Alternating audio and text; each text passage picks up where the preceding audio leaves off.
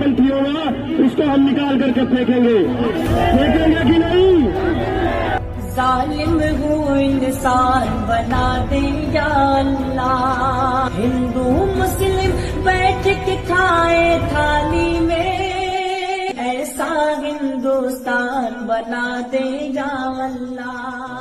کچھ دنوں سے ہمارے دیش میں دنگے اور فساد کا ایک سلسلہ شروع ہو گیا ہے۔ پتہ نہیں کس کی نظر لگ گئی ہے ہمارے دیش کی سکھ اور شانتی کو۔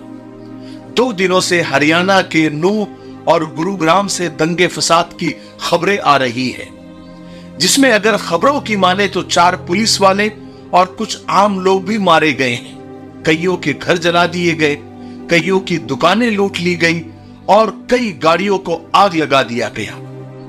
اور ایک دردناک واقعہ، ایک مسجد کو اور اس کے امام صاحب کو یعنی مولانا سعد صاحب کو بھی بے دردی سے شہید کر دیا گیا اور مسجد کو بھی شدید نقصان پہنچایا گیا۔ حالانکہ کہا جا رہا ہے کہ انہوں نے یعنی امام صاحب نے، مولانا سعد صاحب نے چند دن پہلے ہی یہ وطن کی محبت میں یہ نظم گائی تھی کہ ظالم ہوں انسان بنا دے یا اللہ، گھر کی میری دیوار ہٹا دے یا اللہ، ہندو مسلم بیٹھ کے کھائے ایک تھالی میں، ایسا ہندوستان بنا دے یا اللہ۔ آپ خود ہی سنیے۔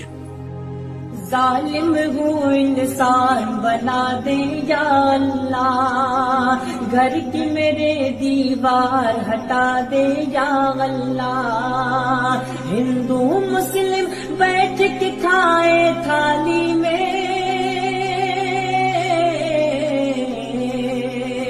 ایسا ہندوستان بنا دے یا اللہ، ایسا ہندوستان بنا دے یا اللہ۔ ان پیارے اشعار کو کہنے والے اور ایک پیارا ہندوستان کا خواب دیکھنے والے مولانا سعد صاحب کو ایک بھیڑ نے آ کر شہید کر دیا۔ اس کے علاوہ ایک ہندو نوجوان ابھیشیک کا بھی قتل ہوا۔ اور دیکھیے، دنگے اور فساد سے کبھی کسی کا بھلا نہیں ہوا ہے، ہمیشہ نقصان ہی ہوا ہے اور دونوں کا ہوا ہے۔ تاریخ اور ہسٹری اس بات کی گواہ ہے۔ لیکن مسئلہ یہ ہے کہ ہم تاریخ سے سیکھتے نہیں ہیں، ماضی سے سیکھتے نہیں ہیں، اور وہی غلطیاں کرتے ہیں دونوں دھرم، دونوں مذہب کے لوگ، جو صرف اور صرف نقصان پہنچاتی ہے ہم کو بھی اور دیش کو بھی۔ حالانکہ مجھے لگتا ہے کہ جلوس اور یاترائیں زمانے سے نکلتی آ رہی ہے، لیکن پہلے کبھی ایسا نہیں ہوتا تھا کہ ہر جلوس اور ہر یاترا میں دنگے اور فساد ہو جاتے۔ سارے جلوس اور ساری یاترائیں سکون اور شانتی سے گزر جاتی تھی۔ لیکن اب ایسا کیوں ہو رہا ہے؟ کیونکہ اب یہ جلوس اور یاترائیں دھارمک اور مذہبی نہ ہو کر سیاسی ہو گئی ہیں۔ ان جلوس اور یاتراؤں کو سیاسی ہتھیار کی طرح استعمال کیا جانے لگا ہے۔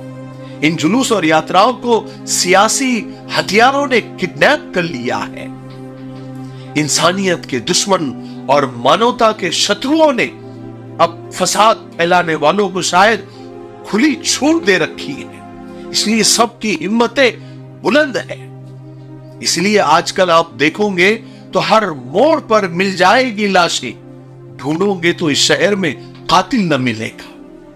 جب بھی دیش میں دنگا فساد ہوتا ہے یا دنیا میں کہیں بھی دنگا فساد ہوتا ہے، لوگ مارے جاتے ہیں، معصوموں کی جان چلی جاتی ہے، بے قصور بے گناہ لوگ بے رحمی سے قتل کر دیے جاتے ہیں، عورتوں کی عزتیں لوٹ لی جاتی ہے، لوگوں کے گھر اور دکانیں لوٹ لی جاتی ہے یا جلا دی جاتی ہے۔ لیکن ہماری ناسمجھی کو دیکھیے، ہم لوگ بجائے ان دنگوں پر افسوس کرنے کے، ان میں قتل ہونے والوں کے ساتھ کھڑے ہونے کے، یا ان دنگوں میں لٹ پیٹ گئے لوگوں کے بارے میں سوچنے کے، یہ کیوں سوچنے لگ جاتے ہیں کہ کتنے مسلمان مرے ہیں یا کتنے ہندو مرے ہیں، کتنے دوسرے دھرم کے یا کتنے اپنے مذہب کے مرے ہیں، کس کے زیادہ مرے ہیں یا کس کے کم؟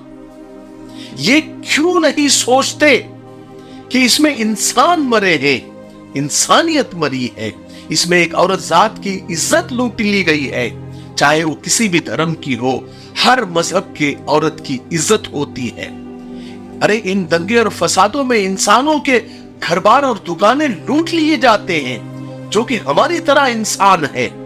कोई हिंदू, कोई मुस्लिम, कोई ईसाई है, सबने इंसान न बनने की कसम खाई है। अरे एक घर बनाने में, एक दुकान संवारने में लोगों की जिंदगियां कुछ की तो पीढ़ियां लग जाती है, और दंगे फसाद के एक झोंके में सब कुछ बिखर जाता है, जल जाता है, लोग रास्तों पर आ जाते हैं। बशीर बदर साहब का वो शेर मुझे याद आ रहा है कि लोग टूट जाते हैं एक घर बनाने में, तुम तरस नहीं खाते बस्तियां जलाने में। गिरजा में, मंदिरों में, अजानों में बट गया, होते ही सुबह आदमी खानों में बट गया। हर दंगे फसाद में अगर नुकसान होता है तो सिर्फ और सिर्फ इंसानों का और इंसानियत का और हमारे देश का। फायदा होता है तो इन मौका परस्त नेताओं का, इसके अलावा किसी का नहीं। क्योंकि इन दंगा फसाद करने वाली भीड़ में आपको कभी भी किसी नेता मंत्री का बेटा या रिश्तेदार कभी नहीं मिलेगा। नेता और मंत्रियों ने धर्म को बचाने की पूरी जिम्मेदारी इन बेरोजगार नौजवानों की भीड़ को दे रखी है, जो इन फसादात में जख्मी भी होता है, कटता भी है, मरता भी है, और जिंदगी भर कोर्ट और कचहरी और दवाखानों के चक्कर लगाता रहता है।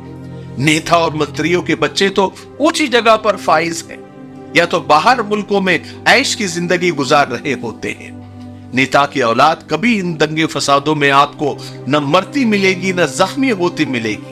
मरते हैं तो सिर्फ आप और हम जैसे लोग। अब क्या होगा? अब बस ये तुमने किया, ये कहेंगे, वो कहेंगे कि हमने किया, इसने किया, उसने किया। इस पर बस अब जहरीली डिबेट होती रहेगी, नेता मंत्रियों के बयानात आते रहेंगे, किसी को कुछ भी नहीं मिलेगा और न कुछ बदलेगा। और कहते हैं कि हिंदुस्तानी लोगों की मेमोरी बहुत शॉर्ट है, कुछ दिनों में हम सब कुछ भूल जाएंगे और फिर इन मौका परस्त नेताओं के पीछे गधा मुर्दाबाद और घोड़ा जिंदाबाद करने में लग जाएंगे।